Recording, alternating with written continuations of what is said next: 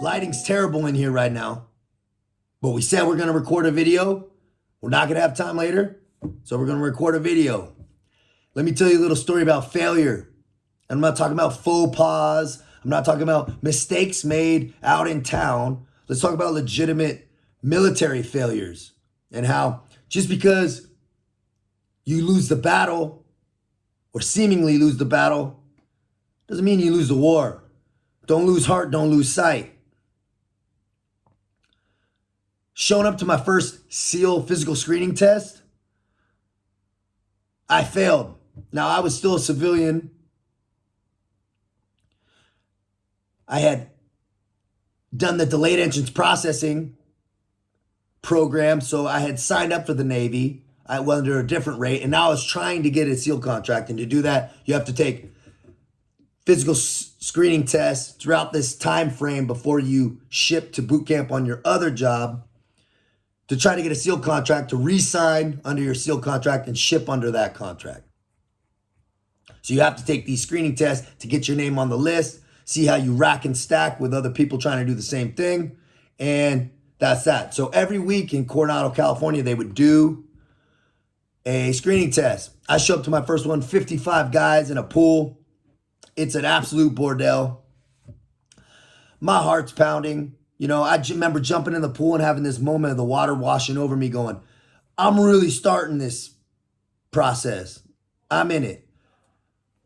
But then reality slapped me in the face by the end of that day or the end of that test. Swimming okay, but not great. I get out, we're doing the push-ups, pull-ups, sit-ups. I failed the sit-ups. I don't know how you fail the sit-ups, but I failed the sit-ups. Then we go on to the run. I failed the run. You needed a sundial for what I was running at the time. 1.5 mile test, I failed it. So they line everybody up, they read off the names, pass, fail, elevated scores, not elevated, fail. Step forward if you pass, step back if you fail. So Kavanaugh, fail, step back. And I'm looking around at the handful of other failures and the guys forward, and I went, I am never going to be here again. I need to work harder. I need to do something different. That's how you have to look at failure.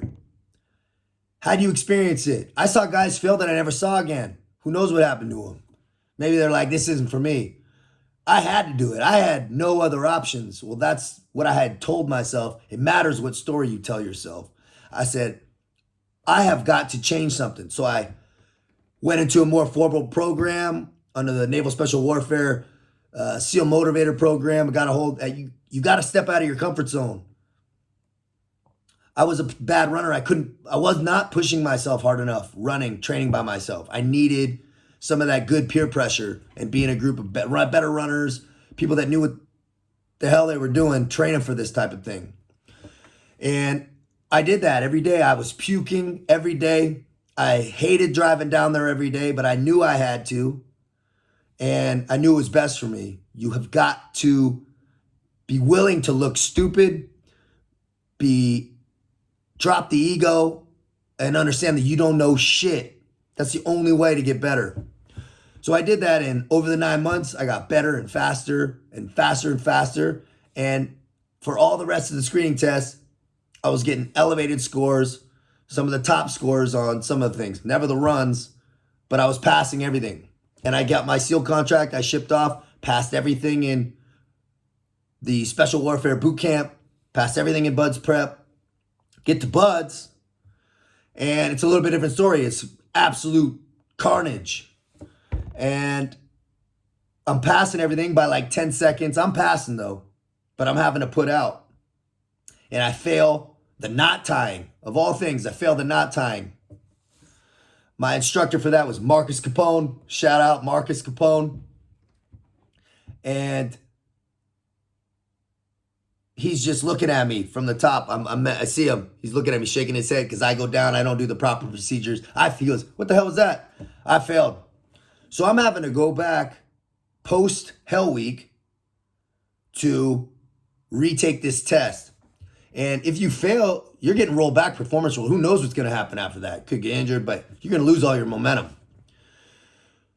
Then also my post-tail week run, our first run, 4 mile time run on the beach, I failed that. So I'm going to board for not time, run, and stressful. That stress is good though. That's good stress. When you're pushing the envelope and you're failing things in a good way, when you're putting all out and you're failing, that's when you know you're at that limit of growth. That's where you're going to find yourself. That's where you're going to find that next level up. You got to be pushing the envelope. I end up passing everything. I had passed buds. We get in SQT and I do pretty well. Now let's shift into French Foreign Legion.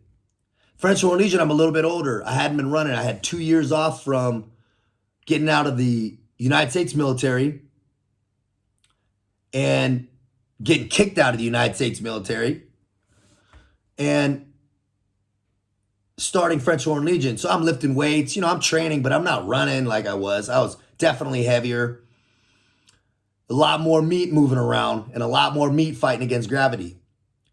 But I go, okay, well, it's time to go in the French Foreign Legion. So I start running. And I'm looking at the tests they have to do. They have this thing called beep test, and they do a 2,400 meter test.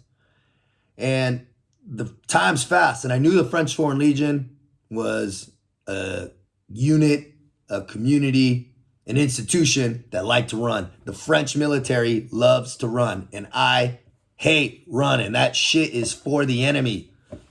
But you got to do it. When in Rome or when in France. So I started training for it, and I knew I was going to get my ass kicked, and I wasn't ready, but it was time to go. So I go, and I'm in Fort Nugent at the pre-selection center. We're doing the beep test. It's like a shuttle run, sprint test. And I was gassed. It was one of the hardest putouts I had had in a while. My legs were about to explode from the sprints, the lactic acid. But I passed. And I pass all this shit. I get selected. Get into the selection center. Then I'm in boot camp. And let me tell you, I failed multiple runs, almost up to where they're going to roll me back a class. And also failing not even formal tests, but like the conditioning runs. I was way in the back, getting yelled at by some Eastern Bloc dude with a Russian accent yelling at me in French. I don't know what's going on, but I just know I had to shut my mind off and keep going. When I get to my unit at where I am now, at the mountain unit, I got my fucking ass kicked here.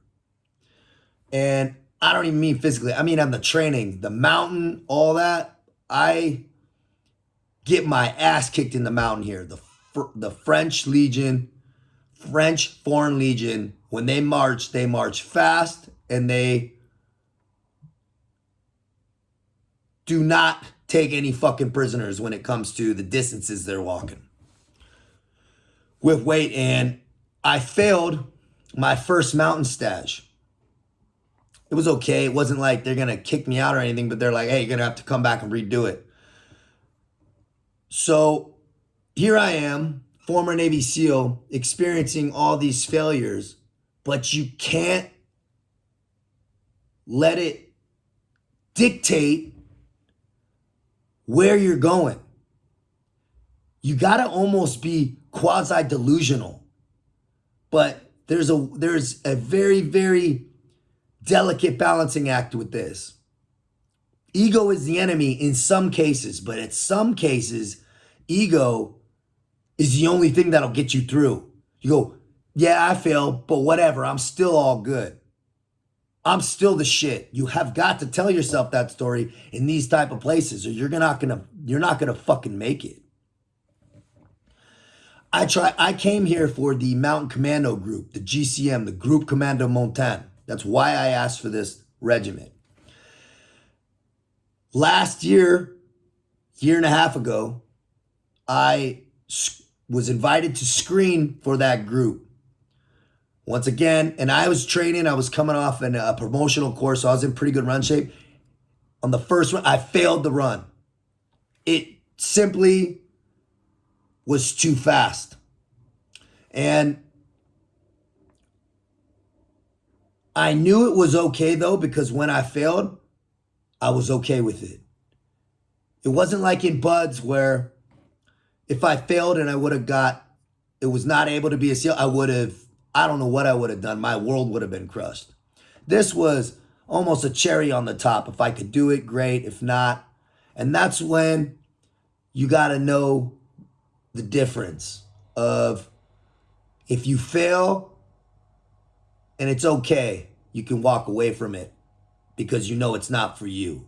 There's a point, and it's very, very, very thin razor line of when you know it's all good. And some failure teaches you something. You have to use failure every time as a learning moment, as the best teacher, because you don't learn shit from winning. You might know a little bit what to do, but you're not going to see the holes in your game. Failure is the only thing that makes us stop and go, fuck, I got to look at this a little differently. Or you should. Smart motherfuckers do. So the next failure you experience, it's not the end of the game. Don't trip. Don't grab a shovel and dig yourself to hell because you experienced a fucking failure. It's all right. Take a step back. Reset. Reattack. And hit it harder. And hit it more correctly next time. That's the way you win the war. Don't stop. Keep going. Be smart, man. Out here.